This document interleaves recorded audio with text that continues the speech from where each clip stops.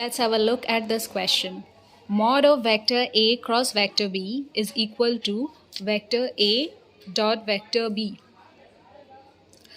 So, under such condition, you will have to find out the angle between vector A and vector B. So, according to the question, mod of A cross B is equal to mod of A dot B. So, the formula for A cross B is mod A mod B sine theta, and vector A dot vector B would be mod A mod B cos theta. So A gets cancelled, right? And B gets cancelled. So you have sine theta equals to cos theta. Or I'll bring this cos theta here. So sine theta by cos theta is equals to 1. Tan theta is equals to 1. And we know when is tan theta equals to 1? When it is 45 degree. So therefore, when vector A mod of vector A cross vector B and mod of vector A dot vector B are equal, the angle between them, the theta, should be 45 degree. Let's have a look at another question. Vector A dot vector A cross B is equal to, the options are given over here. Option A, vector A dot vector B. Option B, vector B. Option C, 0. And option D, A cross B. Now, let's try to figure this out. What is it? So, since this is within the brackets, we would draw this out. A cross B, I'll draw this vector A, then this vector B. Alright? Well, we know that the direction of the cross product is always perpendicular to both vectors. Like if it is vector A cross vector B, then the resultant will always give the direction which will be perpendicular to them, either upwards from here to here. Remember I told you that right hand thumb rule. So between A and B, this is the smaller angle. So I'll again do that right hand thumb rule. This is my right hand. I'll do this. My thumb is moving upwards. So the direction is given this. So if this is a plane, this is a plane, this is the vector C. Let's say vector A cross vector B is equal to C, whose direction is obviously perpendicular to both A and B. Okay. So suppose this is vector A. This is vector B. So A cross B will give us, let's say, vector C. The direction will be perpendicular like this. Okay, the direction. Why? Because I have applied the right hand thumb rule. From here to here I would be doing, isn't it? Like this. This is going upwards. So the vector would be here, somewhere here. This is how it looks. This is the plane and this is the new vector. The cross product of A and B, which would be vector C, let's say. Now we need to find out the value of vector A dot vector C. Let's say A cross B is vector C. So vector A dot vector C would be mod A mod C cos 90, right? Since it is dot product. So in case of dot product, we take cos and angle cosine, cos theta.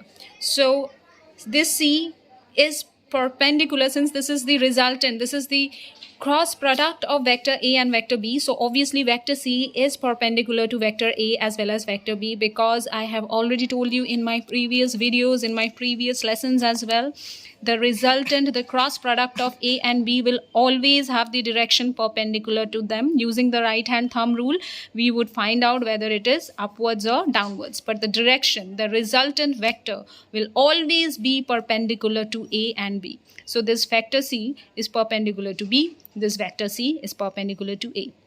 Therefore, the angle between A and C is 90 degree. And hence mod A mod C cos 90, and needless to say cos 90 is 0. Hence the correct option would be C. The correct option would be C. Now coming to the next segment, if A dot B, vector A dot vector B is 0 and also vector A dot vector C is 0, then vector A would be parallel to, the options are A, C, B, B cross C, B, C. Now, if A dot B is 0, it means they are perpendicular to each other, isn't it? When two vectors are perpendicular to each other, their dot product would always be 0, because we take cos theta and cos 90 is 0. Again, if vector A dot vector C is 0, therefore A would also be perpendicular to C. means A is perpendicular. A is perpendicular to both B and C. Let's say this is in a plane.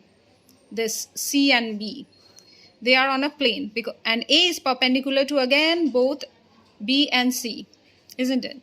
Suppose this is A. Suppose this is A and it is perpendicular to both B and C here, isn't it? Yeah. Okay. So, okay. So the correct answer would be A is perpendicular to B cross C. Sorry, A would be parallel to B cross C, because the resultant of B cross C would be how much? Again, in my recent previous sum, it would be somewhere upwards. Let's say it's C. I told you how to measure the angle. Always measure the smaller angle starting from B. So B cross C, I'll start from B. I'll do the right hand thumb rule and it's going upwards. So the direction would also be upwards. Let's say it's vector C. And A is also along vector C. It means that A is parallel to vector B cross vector C and not perpendicular. Please keep this in mind. Now, a very, very important note, because I'm ending this session, the series of scalar dot product and vector cross product. So, very, very important note, vector A cross vector B will be equal to 0 only when vector A and vector B are parallel or anti-parallel to each other. That is, either theta could be 0 degree or theta could be 180 degree. Because cross product, the formula for cross product is mod A mod B sine theta. So if it is sine 0, then the resultant would be 0, and if it is sine 180, then also the resultant would be 0. And in case of dot product, vector A dot vector B, it can be equal to 0 only when vector A and vector B are perpendicular to each other. That is when theta is 90 degree. Because we use cos theta in case of dot product. So therefore mod A mod B cos 90 is 0. And I am saying all these only when vector A and vector B are not 0. Please keep that in mind, because if any one of them are 0, then also it could be possible that they are 0.